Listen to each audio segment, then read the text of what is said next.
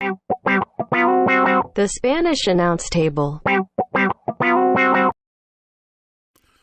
401 episodes deep is the Spanish announce table into your life. And we're here once again for another week of fun pro wrestling discussion with you, our wrestling friend, parentheses, S. I don't know how many of you out there are listening right now, so could be plural, could be singular. I don't know. But I've got Tom here. I'm Tim. We're elated off of a fresh, hot AEW Dynamite having just ended briefly but a few minutes ago. And Tom, how's life outside of wrestling until we get into life wrestling? Is so much fun right now. Did you not see this very fun, entertaining episode of AEW Dynamite Grand Slam that we're going to talk about? We've got the return of our pale princess. For people who have listened to this show long enough, you know we have a pale princess. She used to go by the name of Paige. Now she's going by the name Saraya, and she made her glorious debut in AEW at the Arthur Ashe Stadium in front of thousands of fans, millions of people around the world. And I'm so excited. This is the first time I can really think that I got genuinely pumped up to see a female pro wrestling debut. That's not to say that in the past other debuts have not been entertaining. I'm saying that the star power that Saraya brings to a promotion, which she can cut a great promo and she can have a really good match too. Remember, the revolution was started with her and Emma, at least in my opinion, in WWE. And now here she is in AEW, and it is going to be fun, Tim. But before we get to that, we got to talk about some title matches. They were all title matches tonight. Title matches. It was Grand Slam of title matches. Let's talk about the first match of the night. It kicked off with challenger Chris Jericho taking on champion Claudio Castagnoli. Your winner at the end of this bout is new Ring of Honor champion Chris Jericho. Tim, what'd you think of the match, and what do you think of this fallout? Bizarre. I didn't think they were going to go there. Not shocking when I saw it happen, I guess. You're like, yeah, okay. I mean, Jericho, right? Not shocked that Jericho would do this, but kind of shocked that they did it now. So I just thought there would be, even if Jericho won, it would be some sort of thing that happened where the title doesn't change hands or something, you know. I really don't hate it, but that's because ROH doesn't exist right now. It's a division in AEW, so why not? Well, Tim, peeking behind the curtain, being a little bit of a dirt sheet connoisseur, guessing here, I don't read any of that stuff. It does show up on my Twitter timeline because people who I do follow like that stuff, so I see some things here and there. But I'm just theorizing this.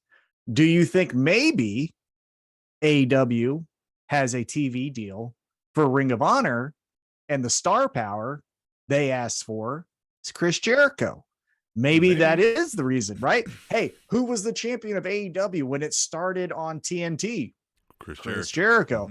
And if you're going to start a promotion with Ring of Honor and say, hey, check out, Willer Yuta and Daniel Garcia and the Ass Boys and all these people, you're going to be like, well, who do I know? Well, you know our champion. His name is Chris Jericho. Then you also have other champions like Samoa Joe in the fold as well.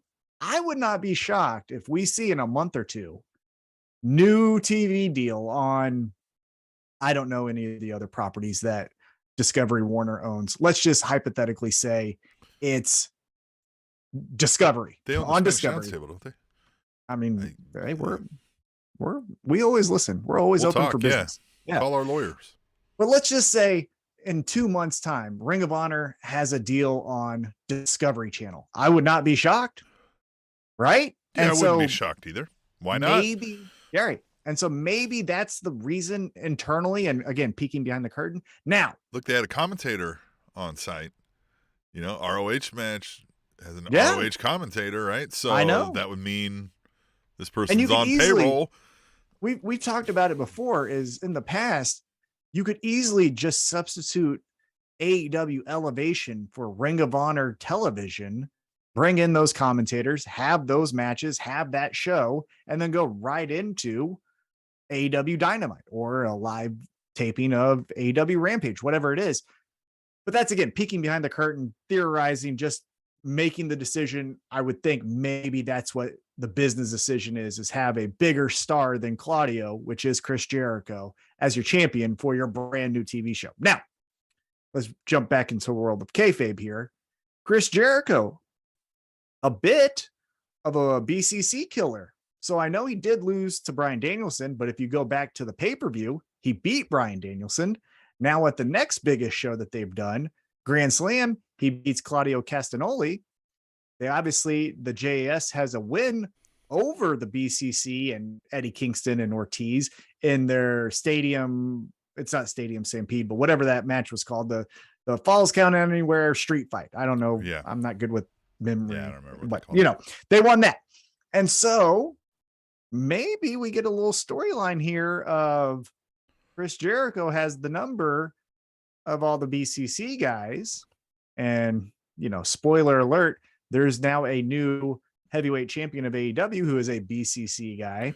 And so maybe he goes after that title as well. It helps with this idea of Daniel Garcia not being down, because if he's starting to be like, hey, look, you're not doing things the right way. Like, you're not the real, what ROH is supposed to mean. He's like, yeah, but I win, right? Like, every time I face a member of your little Mickey Mouse club there.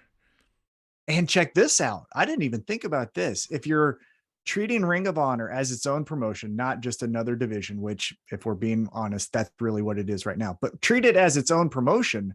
Look how the balance of power has shifted.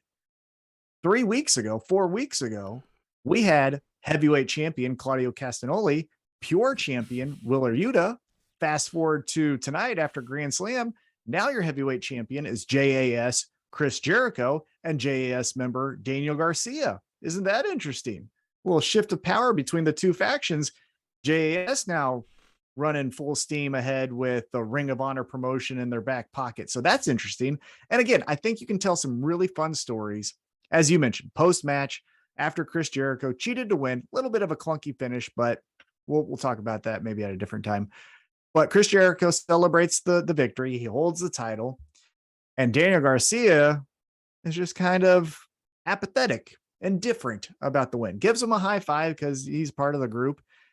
But I guess my question to you, Tim, post-match, and more about the Daniel Garcia character, is we were introduced to Daniel Garcia, part of 2.0. It was their son, all the stuff. He cheated all the time. His mentor, or his favorite wrestler of the world, is a heel, Bryan Danielson. So why now this crisis of conscience that, like, oh, Chris, you're cheating? It's like, yeah, fuck yeah, I'm cheating. Like, that's what I do. I would get it if Daniel Garcia is like, hey man, stop cheating against my favorite wrestler, Bryan Danielson. But this is against Claudio. Like, who cares if you're the heel that we're saying he is? Yeah. Oh, I agree. That is how we were introduced to him. He was the stone cold, slit your throat, I'm getting over, or do anything to win, I'm going too. or you're going to put me under, right? It doesn't matter. And so, yes, this is confusing to why all of a sudden he's Mr. Integrity, right? Like, why all of a sudden. And I get it. Especially, I think the one thing that sets it all straight is if you go,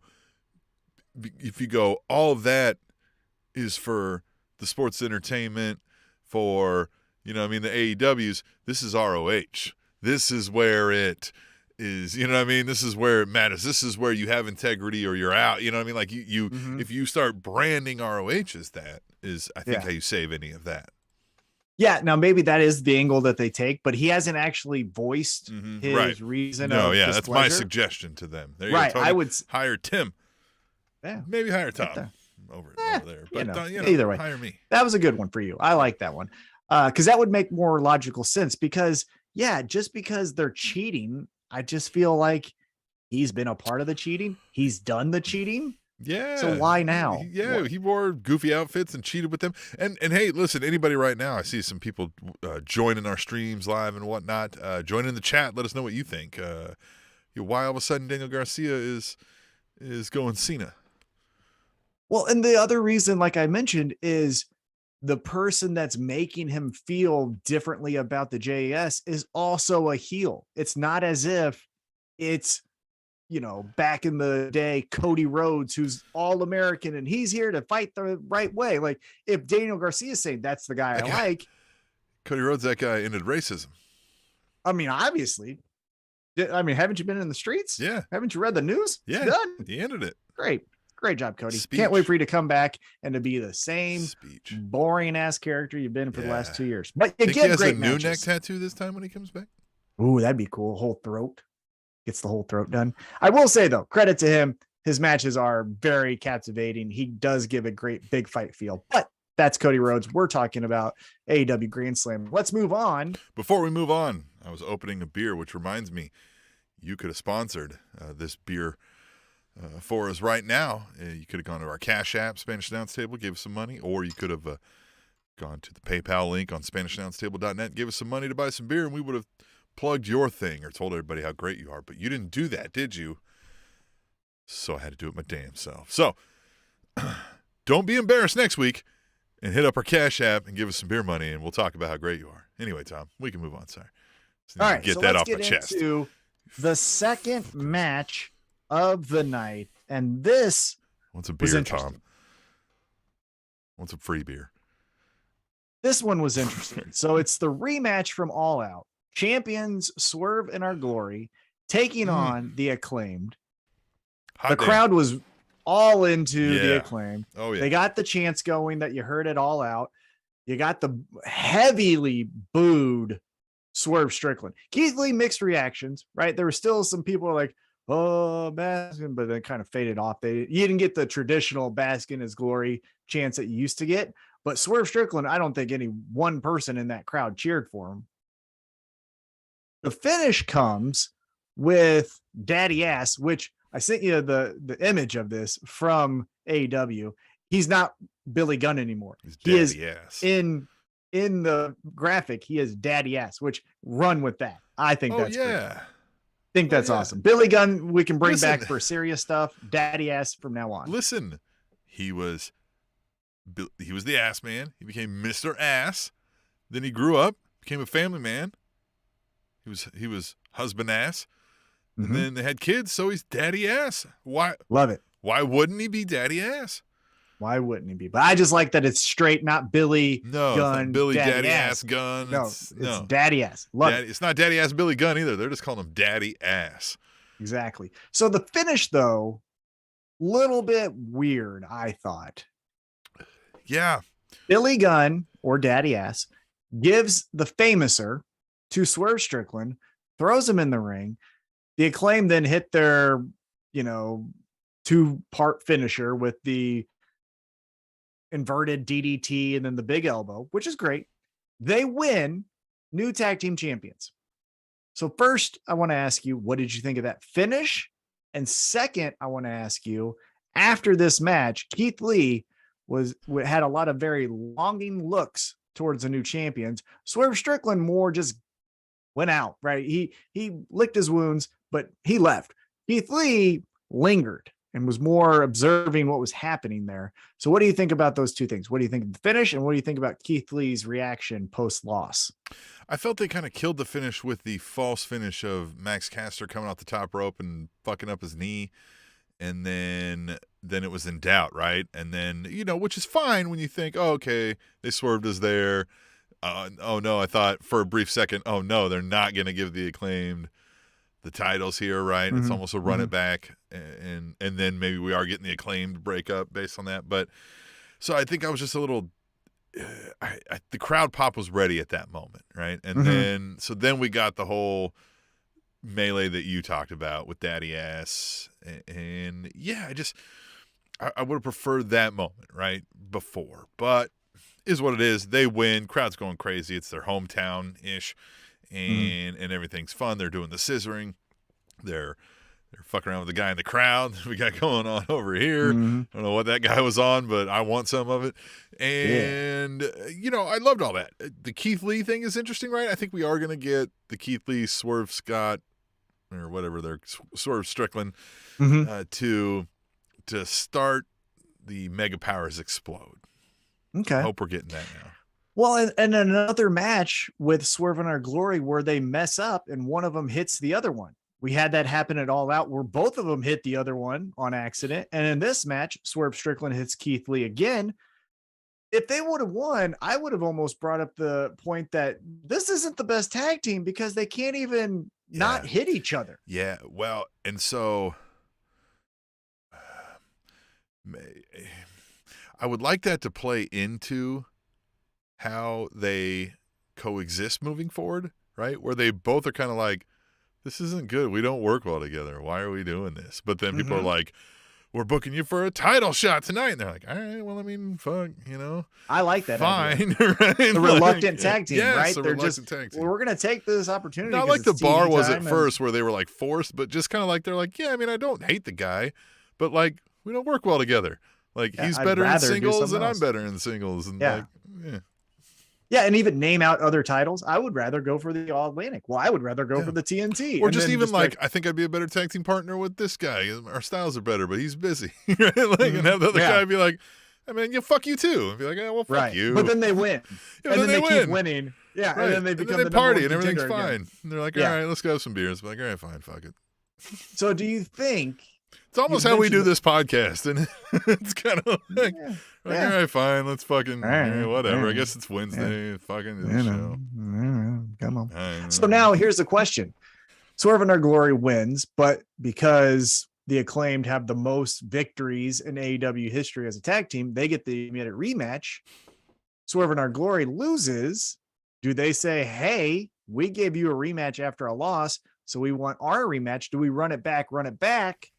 Or are we just going on to something new? So it looks like they hinted at FTR angry about their... Well, they did mention how, hey, we're the number one contenders. We've been number one contenders since black and white television. We want a chance at those titles. But then post-match, we go backstage and the Ass Boys, not Daddy Ass, but the Ass Boys, the Gun Club as they like to be called, said that they're basically a younger FTR, and then they did the top guys out. So it looks to be maybe next week, FTR versus the Gun Club, aka the Ass Boys. How do you feel about that? Yeah, I think that's a good spot for them to win and to be like even in the ring and cut a fucking Dax promo where he's like, I fucking came up from the streets of North Carolina and I love my kids and I raise them right and we work hard and everybody loves our tag team. I love these promos, by the way. I'm not trying to shit on them. Yeah, like, no, I know what a little formulaic. Now we get passionate, that, though. And they're like, say what? They're very passionate. They are very passionate. Yeah. And they're believable. I mean, I believe he really believes everything he's saying. So he's going to be doing that. The Acclaimed are going to come out. They're going to rip on him. They're going to have some good lines, and they're going to be like, look, you want it, don't sing it, bring it, whatever. And then we're going to set up for, down the road. And then you can even get Swerve and Our Glory to come out and be like, yo, what the hell? We don't get a tag title shot? And then even the other one, like one of them can say that, and the other one come out and be like, I don't know that I really want it. And they'll be like, what do you mean you don't want it? Like, we can get a title shot? I'd be like, I mean, yeah, I wasn't having much fun. I mean, maybe. That would be an interesting story. Here's my question to you, though. It seems like FTR versus Ass Boys is going to be a match. Do you think that becomes a program? Do you think potentially, as mentioned, Ring of Honor, I don't know if you're going to do FTR in, because I believe, and we never know because you don't know how to forecast reactions and stories and injuries and things like that. But I feel as if after the Acclaim run through their storyline as tag team champions, they're losing to FTR. I think the next champions after the Acclaimed, they're going to be FTR. So then if you go back to what I theorized with ROH has a TV deal, are you going to put FTR as Ring of Honor champions and then FTR as your AEW champions? Or is this the point where you can pivot? Now the firm has a tag team gold, even though it looks silver, and the Ass Boys are your Ring of Honor champions. And then FTR gets pissed and like, all right, we're tired of all these secondary titles. We're going after the number one. And now we're going after the Acclaimed. You think that happens? Yeah, I mean, I could see that happening. I don't know that I look at the Ass Boys right now and think, let's give them some titles. But, I mean, that's good. In the Ring of Honor. Yes. In Ring of Honor. I think the firm works great in Ring of Honor. Right. I think the firm works great in Ring of Honor. And so why not? I mean, I don't know who else. I don't know who the tag teams are that would have a shot. I mean, outside of the big names, of course. Yeah. But I think, for me, the Ass Boys, they're not called the Ass Boys, they're called the Gun Club. No, but I think we even need to change that name. And you can't do Ass Boys, obviously, because of the whole Scissor Me Daddy Ass thing with the Acclaimed. But the Gun Club thing, why would they still, like, maybe they're like, fuck him, right? Like, we don't even need his name at all. Yeah. Let's do something else. Yeah, maybe. Speaking of the firm, though, moving on, after commercial break, Tony Schiavone's out there talking to Wheeler Yuta. And this one actually confused me from the jump. I was like, why in the world, in front of 20,000 people in one of your biggest shows, are we doing a Yuta promo in front of the crowd? And it started off somewhat interesting. Hey, Yuta, these two guys are your teammates, mentors. Who you got? And before he could even answer that question, here's the payoff. Then we get MJF, and MJF comes out, calls them the Blackpool Cut Club or Cuckold Club. Yeah. All the stuff. I will say, Yuta did not seem intimidated by this promo, but he didn't win it. That's for sure. His line was, "There's not a man in here who wouldn't let me sleep with his wife, and I would, except I've got standards." Like, it's so good. And then, it's so good. I mean, he's so very mean. good. He's so mean. He's very mean. He's probably the meanest pro wrestler since mean. Piper. You know what I mean? Mean. As far as cutting to the core. Oh, yeah. I will say, though, Yuta, again, the crowd reaction wasn't anything, unfortunately, for him. But it didn't seem as if he was like, "Oh God, I'm now in a promo battle with MJF." He kind of just said, "Hey, you're low hanging fruit." Speaking of low, like he could have done that too. Like, speaking of low hanging fruit, you're Beyonce's tits. You just recently got engaged. Like, could have easily said something like that. But he tried to do you're a scumbag, and that's always 1980s piece of trash stuff. You got to get that out of here. No one has ever cared that someone said you're a low down, spineless piece of garbage. Neat. Yeah. What are you gonna call me a meanie next? Like, that does nothing. But MJF gets smacked by Yuta because, again, MJF cut to the core and said something about William Regal popping pills, and so that pissed off Yuta. Yeah, it was so good. And before they can even get into a fist fight, you got Morrissey coming out, and he's choking the life out of Yuta. Again, the firm member coming out, helping MJF. So it looks like still there may be some type of connection, even though Stokely Hathaway said, "We're done, we're moving on." Doesn't seem that way. And then MJF and Morrissey walk off. That's the end of the segment. What do you think about Morrissey helping? What do you think about the firm still adjacent to MJF? Do you think that plays into this, AEW chip that he has for a world championship? Do you think they play a role in that, or what are we doing here? Yeah, I feel like we've had to do a lot of stalling because of the whole CM Punk thing, and not to keep bringing up the asshole in the room, the elephant in the room. I'm not looking forward to MJF versus Wheeler Yuta program, if that's what we're doing here. No, there may be a decent match, but it feels beneath MJF at this point. And I think that's set up for Morrissey. I think that's a Morrissey Yuta match. I think that's where we're going to get Morrissey to give the big boot. Do we get MJF Blackpool Combat Club because we have Moxley? So maybe it's just a setup for this like firm Blackpool Combat Club fighting alongside on the edges. As much as I love gang warfare, because I've been an advocate that if I get into a fist fight and friends are around, they're not just going to stand around, they're going to help. I feel like all real friends would do that. Friends. Right? So it would make sense that pro wrestlers would do that. However, the Pinnacle and MJF, or MJF in the Pinnacle, didn't really catch on because MJF eventually just was too much of a star, too much of an individual star to mesh with FTR, Sean Spears, and Wardlow at the time. Obviously, we led to Wardlow getting over and all of that stuff. But even in the moment when it was the Pinnacle versus Inner Circle, it was MJF and some guys versus the Inner Circle led by Chris Jericho. You know what I mean? Yeah. And so I don't think they would necessarily run back a MJF faction versus another faction type of thing. Hope not. Sure. Yeah, I would hope not. Now, again, who knows, right? Things will fold out how they do.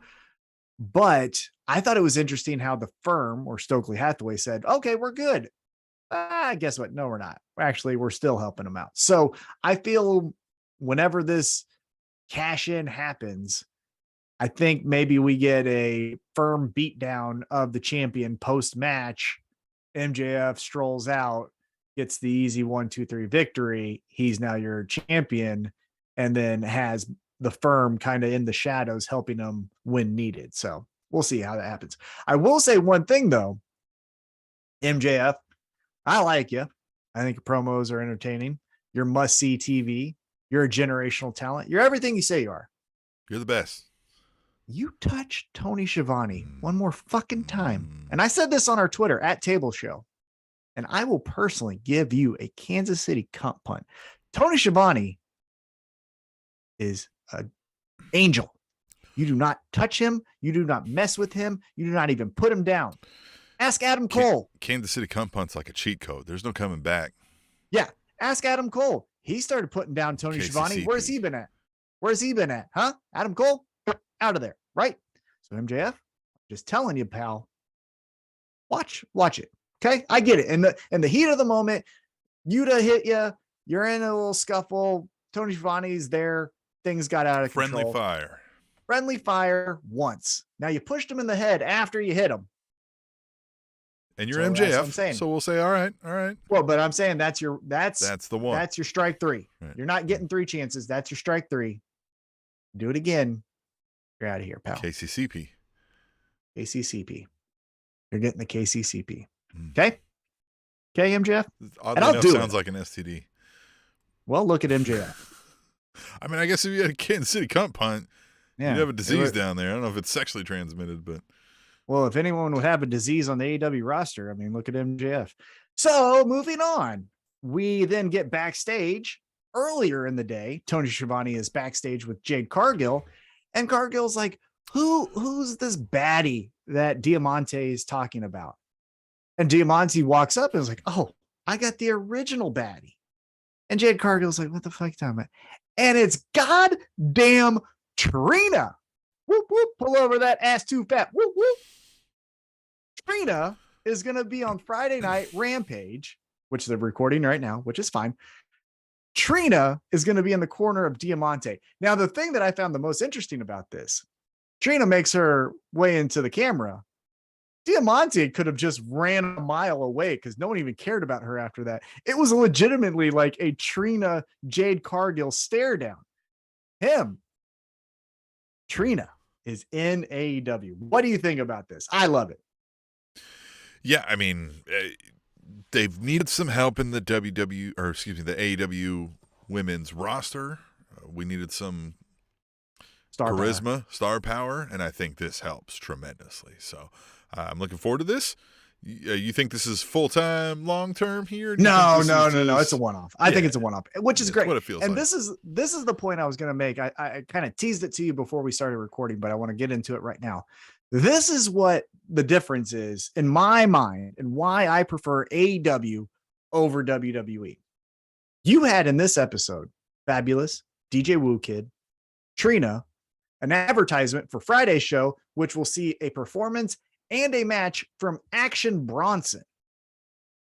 And in WWE, you get Machine Gun Kelly and Flow Rida. Like, do you see the fucking difference there? Like, I get it. There's real hip, and then there's paid for. But if you're looking at hip. numbers, and that's what I'm saying. If you're looking at numbers, you're going to say, well, Flo Rida has, 5 platinum records and all this shit. And you're going to say, just like when you say WWE and AEW, like WWE sells out Clash at the Castle and all this shit. But then you look at like what's fucking cool and what's not. And that's the example. Trina, Action Bronson, Fabulous, Flo Rida, and Machine Gun Kelly. I don't get why it's a hard concept for people to understand either, because it's never the cool thing to do what everybody else is doing. So if you're like, well, WWE sells out, 3 times the amount of it, it's like, yeah, therefore it's not the cool thing, right? Like, it's not what's cool. It's just entertainment. It's the fucking Barnum and Bailey circus. It's what I would say. Yes, I agree with that. But what I would say is one company or decision maker is picking people who are authentic to what you're presenting. Hip hop, and all of that genre, right? That culture is more represented by Trina and Fabulous and Action Bronson and West Side Gun than Flo Rida. Get what I'm saying? Like, that's the thing that is so unauthentic about WWE is they're saying, here's pro wrestling. It's Drew McIntyre with the sword because he's Scottish. And you're like, that's not fucking anyone I know. And then you got AEW who has, John Moxley and people that are like, I fucking met those people before. So with Trina, what do you think we're going to get? Like, I bet we've got a range of celebrities doing stuff, right? But lately, the bar, even on the WWE side, has been set high. You've had your Bad Bunnies and your Logan Pauls. We'll talk more about Logan Paul later. Right. And Pat McAfee, that bar's been raised. Shaq, though, on the AEW side, I think helped raise that bar a little. We're not talking about over-the-top athleticism, but knew how to make it a table. Yes, knew how to make it a story and didn't shy away from the physicality. So do you think we get that with Trina? I don't know much about. I don't. I think what we're going to get, just predicting, obviously I haven't read anything because we're recording while they're recording. I think we get Jade Cargill gets a win because the baddies help out. Trina gets in the ring. Jade Cargill tries to, big sister her and kind of talk down to her. Trina smacks the taste out of her mouth. Jade Cargill rolls out of the ring. Trina's like, what's up, bitch? And probably that's it. I don't think we're going to get any real physicality out of Trina. Not to say she couldn't, because she'll beat your ass. Go ask Trick Daddy. Trick Daddy's seen it. But I don't think we're going to get a Shaquille O'Neal, Pat McAfee type of performance. One other thing I would like to say, though, I like Bad Bunny. I'm not in the Latino culture. I understand what he represents. So you can use that as the outlier. But more often than not, they're getting the Snookies, Kim Kardashians, and Machine Gun Kelly. Oh, yeah. So whoever wants to say, like, but they got Bad Bunny right now, easy, okay? But anyhow, that just closing the loop on that last point there. But with Trina, I think we're just going to get a moment. I think we're going to get a moment that might make kind of how when Kevin Gates punched Tony Nese, and that was it. I think we're going to get something like that with Trina. Yeah. She hits her with something. Right. Something. Bedazzled. I don't think Jade Cargill loses, though. She's not losing to Diamante. She better not. I don't think that's the right call. Not. I mean, who knows, right? Crazier things have happened, but I don't think so. Now let's move on. Let's get back into the ring. We have another championship match because it was all championship matches. We have the AEW All Atlantic Championship match. Champion Tupac, taking on Orange Cassidy in another chapter in one of the best rivalries in AEW history. If you really look at the whole story that they've told from start to finish. Tim, what'd you think about this match? Fine. I mean, good match, right? Like, these guys know their craft, know their spots, know how the crowd is going to react to what they do, and they know how to meld their two styles together, which are distinct from each other. So it works really well. I just, like, I don't know. I don't know. I was left wanting a little more. Maybe it was the title should have changed hands. Maybe it was, I think that's something. what Yeah. a lot of people thought is with Yeah. the Tupac, right? Being Yeah. the trios champion and the Atlantic championship or champion, you thought maybe Cassidy would win this match. I liked that with as many matches that we've seen in AEW and all of the slow kicks and Pac being pissed about Orange Cassidy not taking it serious, they still have things in their back pocket that they can bring out that is entertaining. For example, Pac goes up to go hit his finisher. Orange Cassidy just raises his feet up. It's like, hey, come down, come down. But it's just little things like that where it's still the same beat, right? We're still telling the same thing. One guy thinks this is kind of all fun and games. The other one is a disgruntled asshole who's always serious. But we're doing it differently each time, a little It's kind of different. how we do this flavor. podcast. It's like, Exactly. right. That's why I said, Tim, how many times have I told you I love Pac? Yeah. Right? Yeah. So Pac gets the win. Orange Cassidy loses. I thought, honestly, of all the title changes that happened, that was the one I would have done instead of maybe Chris Jericho, Claudio. I would have maybe saved that for a rematch, done that at a different time, and then had the championship change here. Because with Pac, you're forcing him now to tell two different stories. True. And for him, he's not a strong enough character like an MJF or Exactly a Danielson. Now, that on can't one of do those that. stories is the Death Triangle. Now, he is kind of the leader of the Death Triangle here in the States because, he speaks English. Right. And we don't understand any other languages because we suck. Ah, Now, I think they knew the Acclaim were going over. So there's your face pop. right. Jericho's the Shock. And so, sorry, heel's got to go over on one of these. And I agree. I totally think, writing it down on paper, it makes sense. I just think moving forward, you're not creating any more interest in the All Atlantic champion or the trios champion because he can't. And again, maybe prove me wrong, right? Maybe Pac does. Maybe Pac can tell a story with Kip Sabian and then can do a thing with the best friends. But Strong European title vibes coming with this All Atlantic Championship. which is great. And I actually really enjoy the idea of, hey, at your local indie show, you might see Pac defend this championship. And for whoever knows what the fuck, he actually might lose it, right? Like that would be fun. If he came to Central States Wrestling, for example, here in Kansas City, and Lost it took to the on pizza Jeremy guy. Wyatt. Lost it to the pizza guy.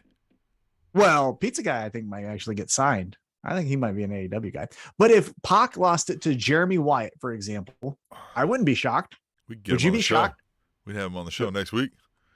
We can have Jeremy Wyatt. We should have Jeremy Wyatt on way more, but that's beside the point. I'm just saying he comes to your local show Yeah. and defends that'd this be amazing. championship. Yeah. Yeah. Oh, that would be And great. then also by doing that, you can then put that match on Dark or Elevation if you're still going to keep that show, which again, my thoughts have already been told. But there you go. Now you're giving a local promotion that maybe is around your area some shine to an AEW fan who may not know you.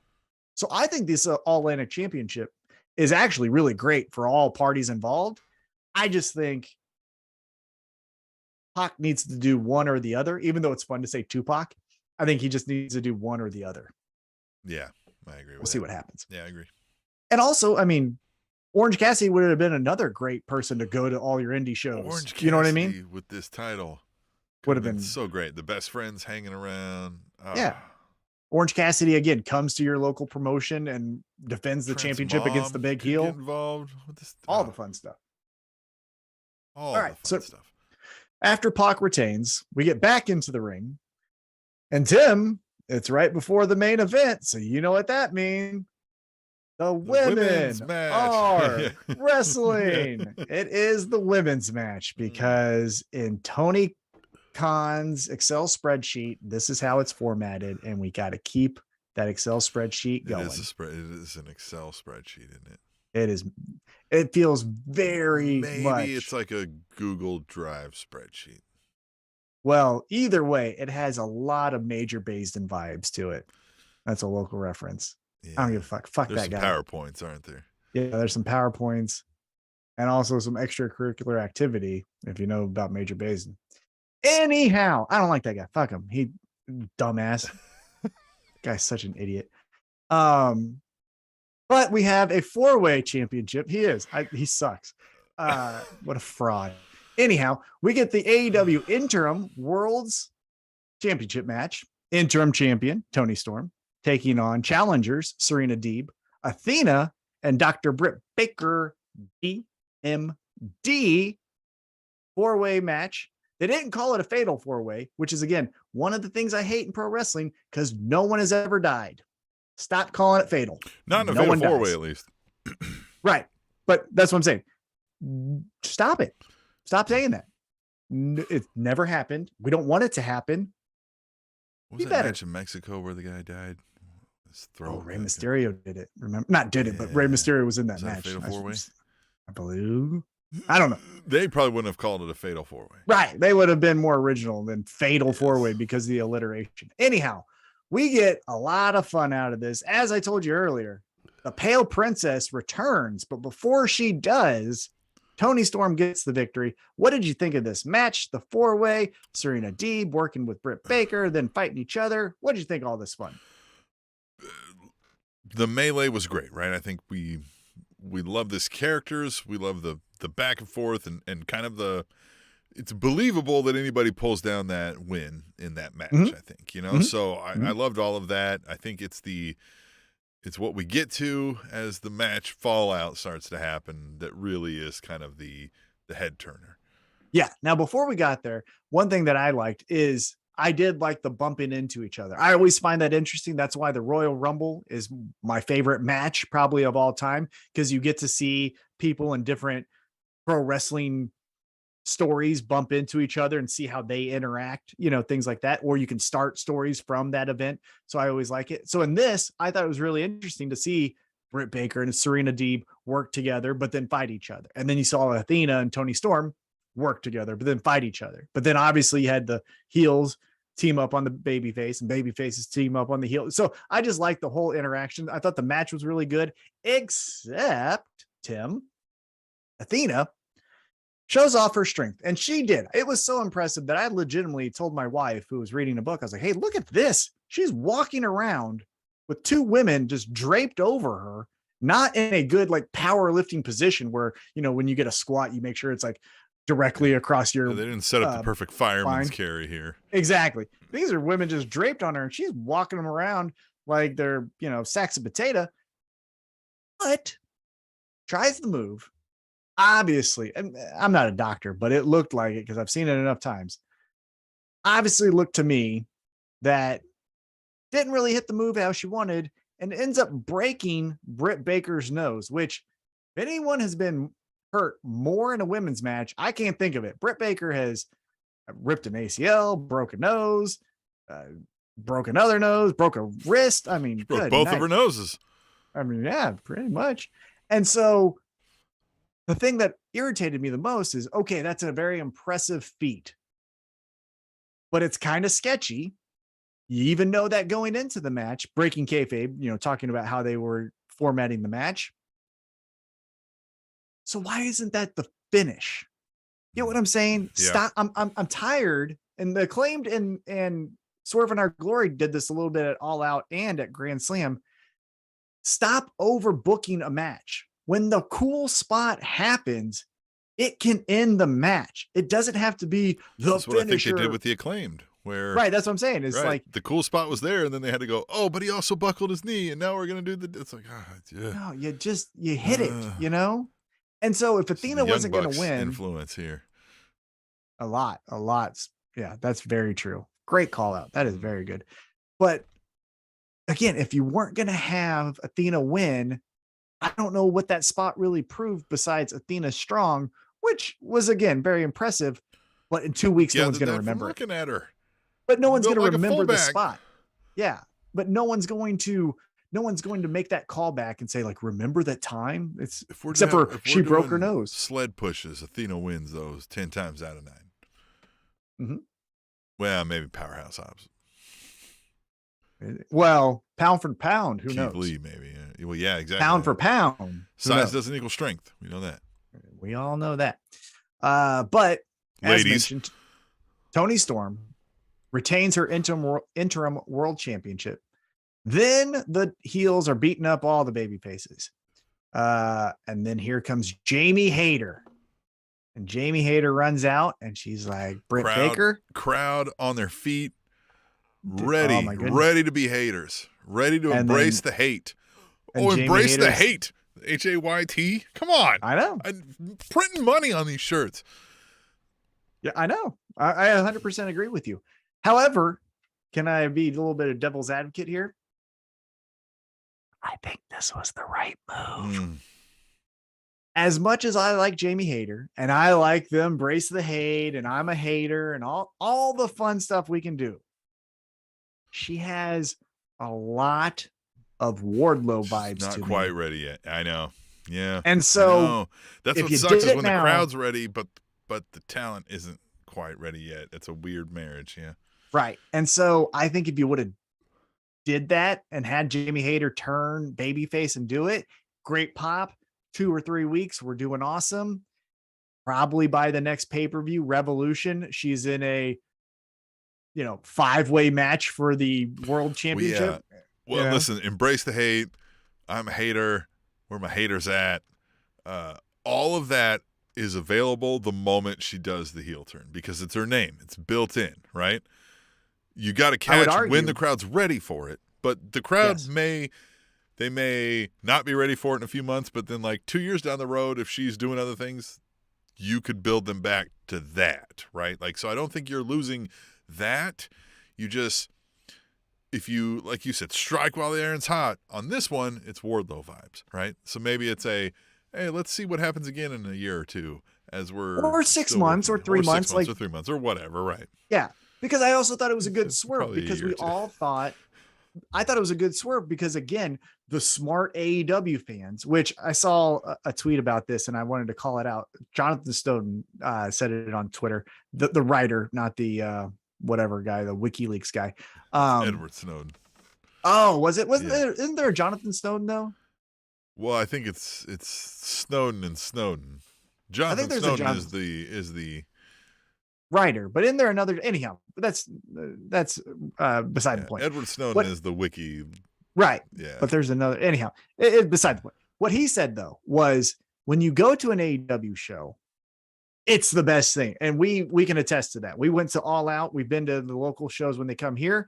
It makes you want to say like, this is my thing. This makes me fall in love with pro wrestling. I absolutely love it. Yeah. You get on Twitter and you kind of want to beat up some AEW fans. And I liked going back to this whole segment here. I like that all these AEW people that are like, I'm ready because I know that the babyface turn is going to happen. They said, nah, Tom, but then they give you something on top of that. You'll remember the don't you wish we got into baseball discussion. I think it's like we like wrestling. Wrestling fans, we still haven't fully embraced yet. We love you, the Spanish Announce Table fans. But it takes a certain kind of wrestling fan, I think, to be a Spanish Announce Table fan. Just like I think it takes to, like, we like AEW, but there's some AEW fans where we're like, man, chill. Like, calm down, relax. I even said this on our Twitter at Table Show, where I said, isn't it fun to watch pro wrestling? Guess what's happening?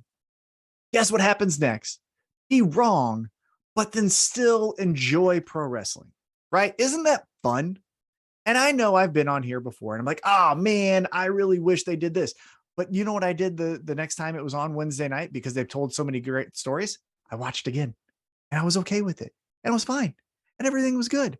Nothing so far has insulted my intelligence like WWE. That's why in the whole 401 episodes of this podcast, when I've got the most mad, it's because I've been personally feeling like I've been insulted by what I'm watching. They are legitimately looking at me and saying, we think you're dumb. And this is what we're going to do. Yeah. Dumb shit. I want to go back and find all the times that you've gotten mad. I mean, every episode. Every episode.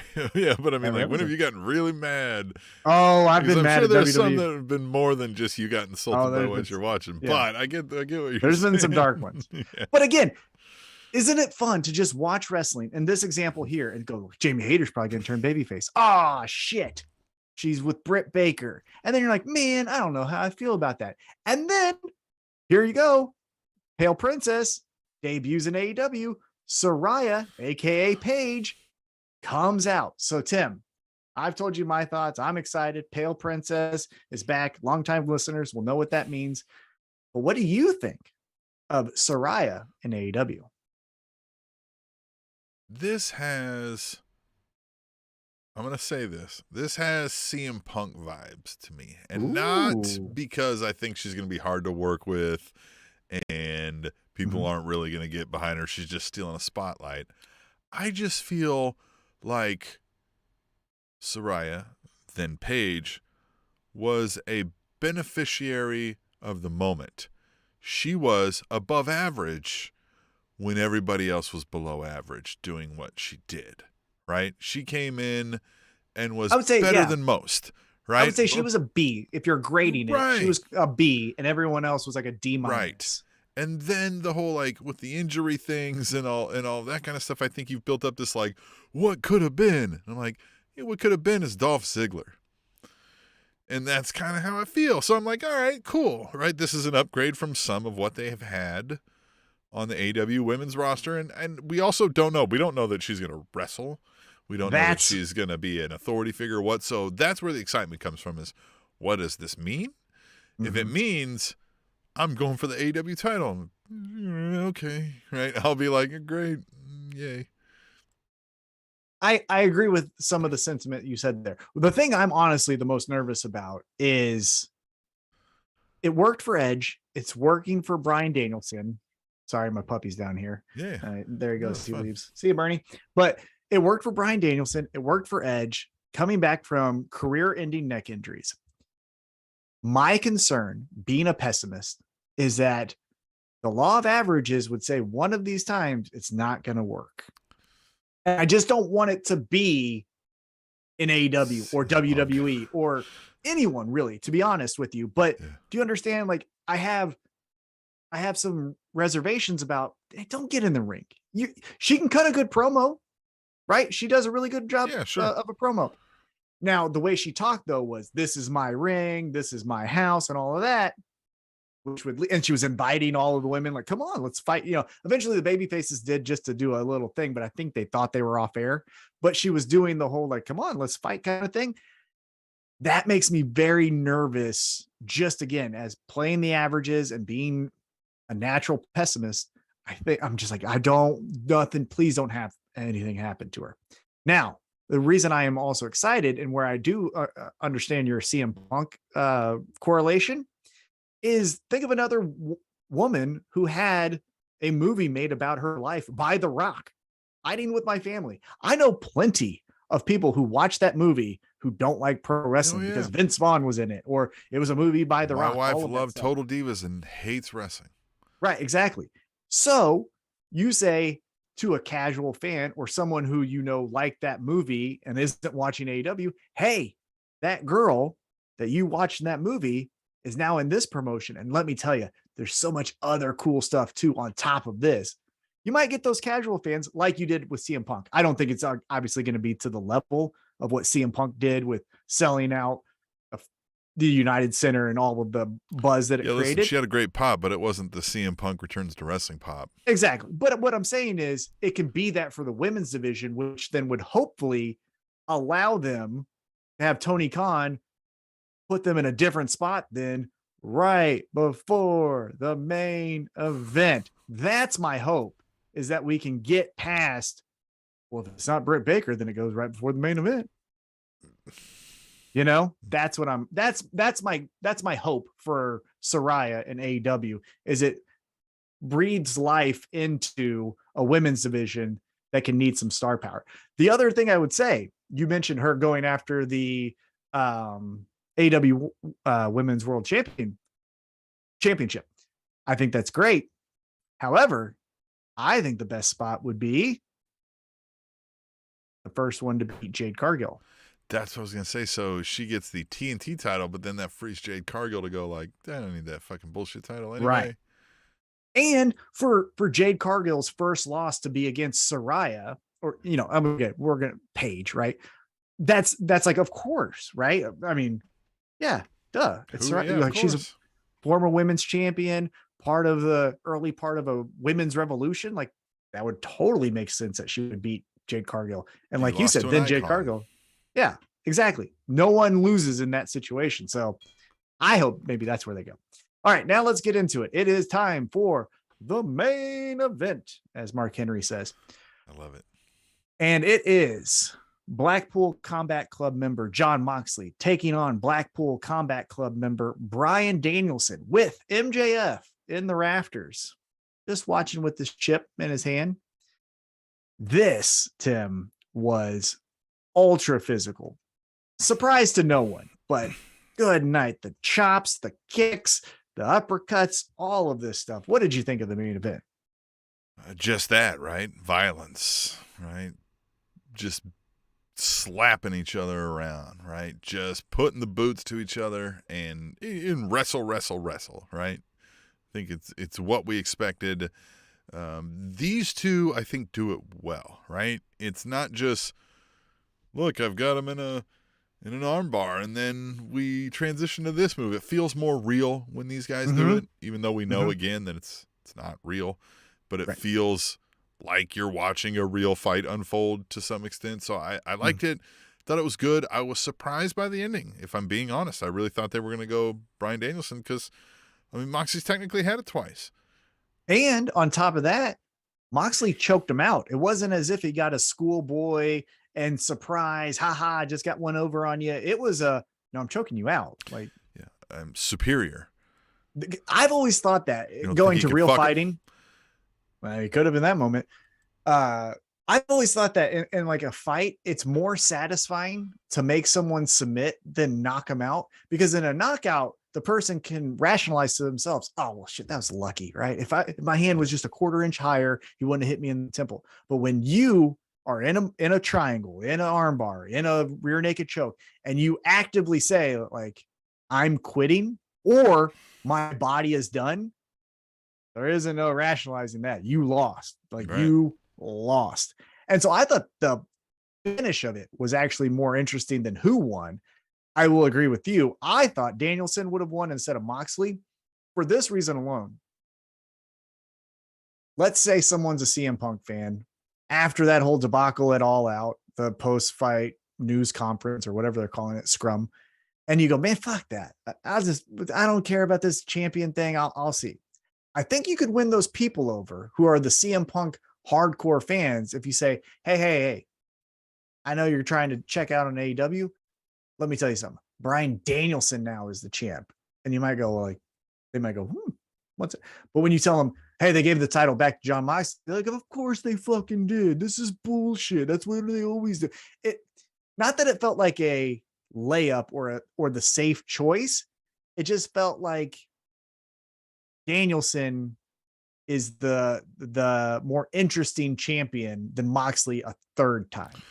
Yes, that, right? Moxley is so much better that he'll have it a third time before Danielson gets his first. Now, the time difference that they've been there obviously is significant, but just, yeah, I was a little surprised, but I also don't hate it, right? I mean, it's Jon Moxley. It's believable. Look, he's their number one star at this point. He is their number one AEW guy. Mm-hmm. If you're saying like, who is the AEW, if we did this fictitious Forbidden Door concept and it was a triple threat between New Japan, WWE, and AEW. Who's taking on Roman Reigns? Yeah, it's Jon Moxley, right? You're doing, I don't know, in New Japan, Roman Reigns, and then it's like, who's your pick for AEW? It's Jon Moxley. So again, I like that it's him as the champion. I just think between the two, I would have preferred Danielson. Now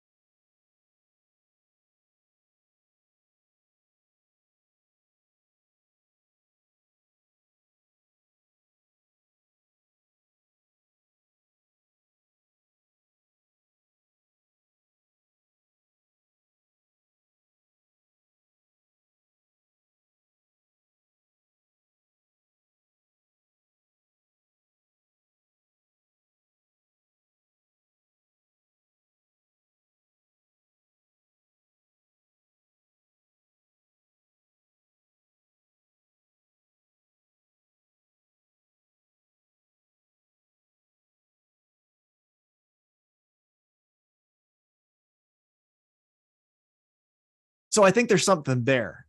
I think, though, the thing that's missing for me is the weirdness of it. Is Danielson's a heel. He's telling us he's a heel because he comes out here. But then Yuta comes out from the baby face. And then Moxley's just a independent badass that just does his own thing, which then why y'all to, I get it. The philosophy of wrestling, how we're going to tell wrestling is going to be in the future. But after that, once it's established, why would you be friends anymore? You know what I mean? So yeah, I think Danielson should do something before he gets lost in the shuffle. That's my fear is, and you guys know I love him, but he almost becomes another Hangman Page where it's like, I love him. What is he doing? I don't know. He's kind of just hanging out. I just don't want him to be hanging out. I want him. And on top of that, I don't think he has that many years left. I don't think we're getting 10 years out of Danielson. So right. Let's strike while the iron's hot. Yeah, so you would think he'd get a title run here soon. You would hope. So that's the other concern I have is don't get him lost in the shuffle by not doing anything. And also, you could replace him with another veteran. You could replace him with Samoa Joe. Put Samoa Joe in the Blackpool Combat Club. Danielson goes out. I mean, it's the same thing. Yeah, well, and I just, even with this match here at the end of it, so we get Blackpool Combat Club, Moxley wins, but MJF's been watching the whole time. But all he did was watch the whole time and smirk, right? And I know, like, I don't necessarily need to speed up the whole storyline, but it just felt unnecessary, right? Like I know he's watching. I know he's got the chip. He alluded to that earlier. Just felt. I think it was more fun just to see, easy. like, it did feel a little easy, but I also felt like it was better to show him if he was not going to do anything than just have him be in the back and not do a thing either. It was a little bit more intriguing to see his reaction because when Moxley won, he didn't look too enthused. You know, he wasn't like, oh, great. That fucking loser's the champ. I'm going to beat his ass next week. He kind of looked like, oh shit, this is going to be a long night when I face this motherfucker. So I like that at least we've got some non-verbal communication from MJF after the match where Jon Moxley becomes AEW champion. Yeah. So that was it. So that was Grand Slam. Obviously, we've got Rampage on Friday night. The match of the night, I'm calling it right now, is the tag team match between 2.0 and Action Bronson and Hook. That is going to be the match of the night. But you also have the greatest wrestler in the world competing against Sammy Guevara. I'm obviously talking about Eddie Kingston. He's going to be in action. You also have Wardlow and Samoa Joe. You take in a tag match taking on Smart Marks.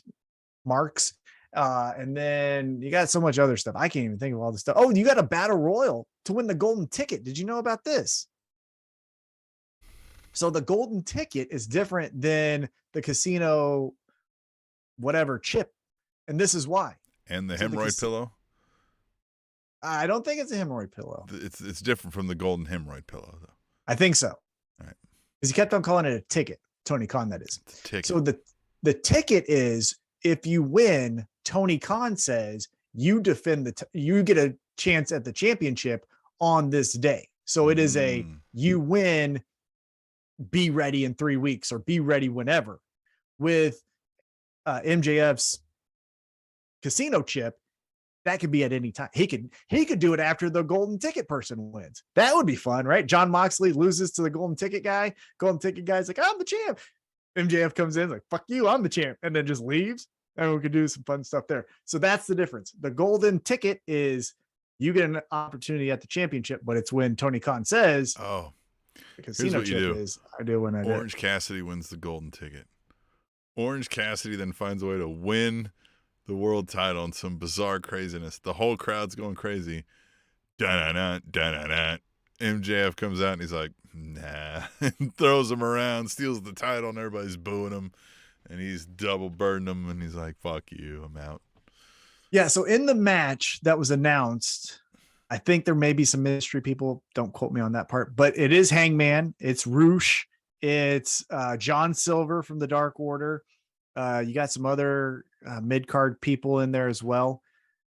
One person that I'm interested in that I mentioned earlier that isn't doing anything, and I think he's healthy, but maybe I'm wrong, is Adam Cole, baby. Maybe this is how we re-jump start his career in AEW, because he came in kind of like a wet fart where it was, hey, I'm Adam Cole and I'm second fiddle to Kenny Omega. And I'm always second fiddle because I lose to Orange Cassidy and then I lose to Hangman. And then my best friend Jay White kicks me in the dick. Hey, I'm cool. And then maybe you're fucking not. Yeah. So maybe this is how we restart it, you know? Yeah, or we don't. So I think there's something there. I think if you really want to tell the story of Tay Conti or Tay Mello that we're calling her now, and Sammy Guevara. What is that? They keep back and forth, jumping back and forth between Tay Mello and Tay Conti. I don't know. In the same match, Excalibur will go back and forth with that. I don't know what it means. I don't know, Tim. But this is what I do know. Whatever fucking story you're going to tell with those dorks, yeah, scratch it. Throw it to the side. Tell that same story with Britt Baker and Adam Cole. That is better. Yeah, way better. Way better. I don't need Sammy Guevara getting in his emotions, petting his cats, talking about how no one likes him, and then Tay Conti Mello, whatever she is, trying to say 2 cuss words that she learned from Rosetta Stone. Get that shit fucking out of here. Cuss words in the Rosetta Stone? Yeah, I bet. Great. It's good stuff. Get the main event couple in pro wrestling, Britt Baker, Adam Cole. Let's get them together. That would re-jumpstart, I think, both careers. Because not to say Britt Baker is going nowhere, but what more can you do after the Jamie Hayter thing? I agree. Hey, AEW Dynamite was great. I like where most of these storylines are going. I think we have some tweaks. We always do. We've got 3 WWE topics I want to discuss. Man. Okay. So, for anybody just tuning in for the first time, we've done this show for over 9 years. We've talked a lot of WWE, talked a lot of TNA, talked a lot of WWE, and frankly, we were happy to get away from it when AEW revealed itself to be good in our eyes. We were like, on my birthday in 2019, I fell in love with pro wrestling again. Great. Love it. So WWE's a bit of a chore anymore for us to discuss. Now, things are changing, so we're told. So we'll discuss some of the things. All right. The White Rabbit is all anybody can talk about. Bray Wyatt is coming back, right? Like, it's the hugest swerve if it's not Bray Wyatt. With the QR code behind Austin Theory, there was another one in the crowd. Takes you to this video where, he's saying lines that Bray Wyatt have said. Yeah. So Bray Wyatt's coming back, which is, look, I think as far as a star power and a marketing gold mine, it's a no-brainer for WWE to say, let's get Bray Wyatt back on and let's put him in a prominent position. Can I throw a swerve at you? Yeah. I only know this because I saw a picture of it on Twitter, so I'm not a wrestling savant when it comes to this, what I'm about to tell you. However, in Lucha Underground, there was a White Rabbit. White Rabbit was old clock guy. What's his name? No, I just forgot it. Who's with the Scarlet? Karrion Kross. Karrion Kross. Karrion Kross was the White Rabbit in Lucha Underground. I think it would be a big wet fart if it turns out to be Karrion Kross. But what do you think if it's Karrion Kross? I think a wet fart. I don't really. The other thing about this QR code that it said is 9/23, which is tomorrow night. We're recording this, or excuse me, Friday night. We're recording this on the 21st. So maybe we're getting this payoff this Friday. I, again, think that's a mistake because to me, if you're doing all this stuff on Monday Night Raw with the QR code, you had the hand that turned out to be, I think, Dexter Lumis, but still we thought, oh, was that Bray Wyatt? We're doing all these fun things with, little Easter eggs. Man, it's not going to matter a year from now if it was on September 23rd or another day. I just wait till it's fucking Halloween and do the Scary Guys debut on Halloween. Right? Ooh. Or is this motherfucker, hold on, Did they get low ratings on a Halloween Raw? That's the whole fucking reason. You build it up, then people are going to watch. Now if you got to take your kids fucking trick-or-treating and shit. Not that late, though, right? It's fucking late. Yeah, and wrestling fans have a lot of kids. Come on. Do it in the last hour. Yeah, wrestling fans don't have sex. Yeah, come on. Have you heard of MJF's promos? Fucking nerds. Dorks. But another thought I just had that came to my mind. Tell me what you think about this. See how this fits on you. What if it's the returning Aleister Black? He just got his release from AEW. We know sometimes in his contract, things can slip through the cracks and he can debut at the drop of a hat. What if it's Aleister Black doing the, spooky gimmick himself? I've never been a Aleister Black guy. In fairness to what we're saying, for anyone again new that's listening or watching, we're also not spooky wrestling fans. Kane, Undertaker, Malachi Black, Aleister Black, Bray Wyatt. Bray Wyatt had a little bit of a different vibe before he went into the demon thing. On Impact. Yeah, all the things on Impact. I think we were interested in Bray Wyatt when he was the swamp cult leader, because that felt more realistic. Even early Fiend stuff when it was Pee-wee's Playhouse, Psychopath. But then when he started doing before he started getting set on fire and then just coming back because of supernatural powers, that shit, get that out of here. So for anyone that's listening to this, when he was just a crazy psychopath who acted like Pee-wee Herman, but then was kind of like Dexter, if you will. That was cool. Yeah. So again, just want to clarify for anyone who's like, why do they fucking hate on all these guys? We don't necessarily hate them. It's just not our cup of tea. Right. So yeah, I think it's going to be old Bray Wyatt. Side note, just completely look at me Louie kind of situation here that I just want to throw out there. Bray Wyatt's daughter is on the same dance team as my niece. How about that? My brother in Florida talks to Bray Wyatt. So interview coming soon. Once a month. No, I'm not going to do that. Hey, listen, I'll cash app Bray Wyatt some money to get on this podcast. Yeah, if we're going to pay him, right? But I'm saying I'm not going to have my brother ask. See, if you donate to our cash app, we might be able to get Bray Wyatt on this show. Spanish Announce Table. There you go. So anyhow, I'm positive and patient. The other thing, if we're talking out loud about all these spooky characters that I want to bring to your attention, is let's just assume it's Bray Wyatt. Okay. Then you got Karrion Kross. Then you got Dexter Lumis. It seems like we're going to get Aleister Black because from all accounts, he wants to go back because Triple H is now a part of creative. And he had a great run when Triple H was creative for NXT. That feels like a lot of Dolph Ziggler's. Faction. Put on a faction. I mean, gang warfare, I'm a big fan of. It's one spooky story, and I don't have to watch the 4 spooky stories. We're going to get a lot of spooky stories with Triple H, aren't we? Spooky stories and Metallica as the theme song. That's what we're getting. Yeah, there's going to be a lot of leather. Oh, my God. Yeah, we're getting every puddle of mud and Metallica and Motorhead and who else is it? Pearl Jam. Like sweat and wallet chains up in these WWE shows. Oh, yeah. Yeah. Ugh. Anyhow, I mean, that's not bad. It's better than what Vince was doing. Fuck that guy. He sucks. And he's still the biggest shareholder in WWE. So maybe stop supporting shit people. Fuck that guy. Just saying. I'm also positive and patient about all the new things. I do like that we get a fight pit, for example, at Extreme Rules with Matt Riddle and Seth Rollins. I'm not doing the Seth freaking Rollins. That's stupid. Because you're really just trying to say fuck and you're too much of a puss to say it. So get the fuck out of here. But I like the fight pit. What do you think about the fight pit? Matt Riddle, Seth Rollins. Excited for that. More extras added on to what is just another match, right? Like, let's get some. The interesting thing here will be Seth Rollins in the fight pit for me, right?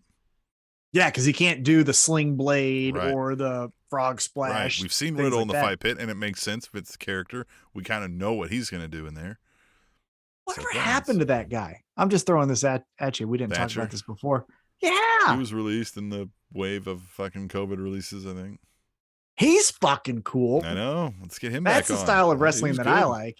Him Yeah. and Ciampa being a weird, Yes. like, we might rape kill you Well, tag team. honestly, if you think about it, Ciampa and Thatcher were kind of like the diet version of Blackpool Combat Club, where they said, like, this is how you fight people. You don't do all that other stuff, you know? Kind of like that version better, if I'm being honest. Well, if I'm being honest, if Tony Khan's writing checks to every person that's out there on the independent team, let's fucking get Timothy Thatcher in Blackpool Very Combat believable Club. in that role. Very believable in that role. Another bit of a gimmick that we're going to get. Triple H said on a podcast here, Survivor Series, that format is dead, and we're replacing it with War Games. War Games. William Wrigley's not there anymore. Sure. So said it'll be this more year- storyline driven and not this brand supremacy thing. You sure? This year, for sure. He thinks it's going to be more storyline driven. Yeah, we're going to get the Bloodline versus somebody, and we're going to get Damage Control and some people versus somebody. But then 2024 next year, right? Yeah, 2024 is at Raw versus SmackDown. Ew. And then it's the same fucking thing that we're just doing with all the other shit. I'm not saying that he will do that. I think he is more driven to be creative and tell his own stories. With War Games will be the same issue that there was with the Survivor Series matches, is that it's going to be brand supremacy if you have not built storylines specifically around it. And to do so, that means you have to have some sort of faction warfare. And that's where your faction warfare will get old, because if every year come November, we have to have 3 months of storylines beforehand of like a team of 4 suddenly running rampant and somebody's got to stop them. It'll become formulaic. You know, many of people have said this. We're not the first ones, but gimmicks should be something you build to, not something that's placed on a date and then we got to get there. You don't let the rabbit out of the hat. Money in the Bank. Fucking Money in the Bank I get because like it's a thing you can hold for a year and play with that. Money in the Bank is an opportunity for people to get that shot. That you can always put any random people in and But that would make sense for a pay-per-view event, right? I can get that one, right? Because it's a unique thing you can earn. But even the Hell in a Cell, we're just like, we're guaranteeing you, we're going to have 2 Hell in a Cell matches. Well, what if there's not 2 feuds that deserve a blood feud like the Hell in a Cell? Same thing here. Or Extreme Rules, the next pay-per-view we get where Liv Morgan just challenged Ronda Rousey to an Extreme Rules match. The thing about the War Games, too, is by nature, it's long. Mm-hmm. Like the match doesn't start until all competitors have entered the ring, and we're talking about 8 MFers, right? Like, and you got to have some talent. It's a lot. For as much as the talent is in WWE. Look at all the talent in AEW, and they've only done it twice. And War Games, kind of like Hell in a Cell, if you don't step it up a little bit, if we don't get a little bloody, if we don't get a little vicious, people go, "What was the point? We just wrapped a cage around a wrestling match." Yeah. And you did a lion tamer or whatever. Yeah. Right. I agree. And I think the biggest news story coming out of WWE this week is the announcement, an eventual prophecy of me coming true here, and Logan Paul is challenging Roman Reigns for a championship at Crown Jewel. And I mean, don't hate the player, hate the game when Logan Paul wins this title and is all over SportsCenter, is on ESPN, is on USA Today, is all over the YouTube with the WWE Championship. Logan Paul. It's gonna happen. Wouldn't be shocked. Wouldn't be shocked. 2 things of why I don't think it's going to happen. 1, I think Triple H doesn't want to be his first splash, a David Arquette type of moment. Now, I'm not saying David Arquette is Logan Paul. Obviously, 2 different caliber of athletes. I'm saying that the first stamp of Triple H creative process that would really hold the test of time, I don't think he wants that to be but Logan you could even Paul as the champion. if he worked it into somebody cost Roman that we weren't expecting, or some weird, bizarre story happened. It's the Bray Wyatt thing, right? Like the Bray Wyatt and his weird flock suddenly cost Roman Reigns this thing. Logan Paul standing over here like, huh, holy shit. USA Today, Sports Center, all that. And meanwhile, Roman Reigns and all this and over there. So I could kind of, I think he could get by with that, right? I think he could do what you're saying. His first big splash be like, Logan Paul wins the title. Oh, but really it was this story. And everybody goes, oh my God, that story was great. And he goes, yeah, but the media cares about fucking Logan Paul's weird looking ass over here. Possibly. I'm not saying anything's out of bounds. I think everything's in play for what this is. But let's just jump into kayfabe real quick. Let's ignore all the business and the story makes no fucking sense, Tim. Yeah, oh, I know. He just said, I want a shot, and they were like, fuck you. And Triple H is like, oh, fuck him? Well, you guys settle in the ring then. Right. So why isn't every fucking week Ricochet and Walter and Shinsuke Nakamura just saying like, Roman, I want to beat you up. I want to beat you up. I want to beat you up. And then it's fucking dumb. So, I mean, I think that's where like Ricochet's like, what the hell? He goes to Triple H and he's like, I'm just using your example of Ricochet. He's like, what the hell? You give him a title shot? And he's like, well, he asked. Be like, oh, all I had to do was ask. Be like, well, you didn't fucking ask, did you? And he's like, well, fuck. And he's like, yeah, because you're scared. You're a little, you know what I mean? Like, and Ricochet's like, well, man, fuck you. And he's like, yeah, well, fucking show me. Right? Yeah, I agree. But again, it doesn't make fucking sense. There's no, and I'm not saying be AEW and have rankings because even that's kind of getting thrown out the window. But all you have to do is just say his name 3 times like fucking Beetlejuice. And here's another thing. Here's the same thing they could do. Ricochet could say, well, you gave him the shot. And Triple H is like, yeah, that's right. And he's like, so all you have to do is ask? Be like, no. Not all you have to do. All Logan Paul has to do is ask. You have to earn it because you suck. I mean, definitely, but then you're undercutting your talent. Yeah, that's true. Unless you're one, you know. Yeah, that's then true. you're saying maybe like, a different way of that, right? But be like, hey, listen, let's set a precedent. Like, I mean, Logan Paul's he's a bigger star than you are. It's like, sorry, you're a more experienced wrestler, but he's a bigger star. You're gonna have to up your game. Maybe it's not Ricochet. Maybe it's somebody who's primed to actually up their game, and you're ready to, like, maybe it's Austin Theory or whomever, right? But like, or maybe it's Ricochet. It's probably not, but you know, maybe. But I'm interested in this, right? Like, I like these moments when we go, hey, the rest of the world might be watching, and in this moment, like when we had Pat McAfee, this is a guy who can go. We saw it with The Miz. Like, he can do a wrestling match without fucking it up, without tripping over his own 2 feet, especially with somebody walking him through who knows what they're doing. And at this point, I feel like Roman can do that. Of course. Yeah, the match again is going to be fine, but like we've said a million times, the moves don't matter. Yeah, of course. With Pat McAfee, I mean, at least that was done better than this. Adam Cole was on the podcast. Yeah. He kept getting tired that Pat McAfee called him small, so that pissed him off. Pat McAfee. Yeah, we didn't even get the showdown on the podcast. They all left friendly, and then he's like, "Well, he just left, but I'll say it. I'm going to challenge." With Logan Paul and Roman. Yeah. Start shit on the podcast. Exactly. You do the whole interview, and then the last thing is like, "By the way, I think I could beat you." Be like, "Bitch, what?" Right. Because again, isn't he the baby face in this? Yeah. Fucking baby, you're a coward. You can't even say it to his face. No one likes you. Yeah. No one likes him. And this is again another hallmark of WWE. Yeah. We don't give a fuck. You're gonna like it. No, we don't like that guy. We'd rather, if you're gonna make him on our television, let us boo him. No. You don't get it. You aren't in the business. Okay.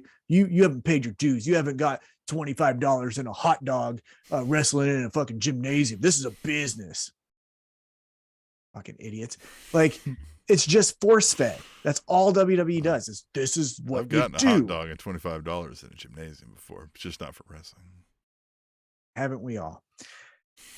And what I've been saying since the start of the Triple H era, I think this first iteration of all these stories is going to be great.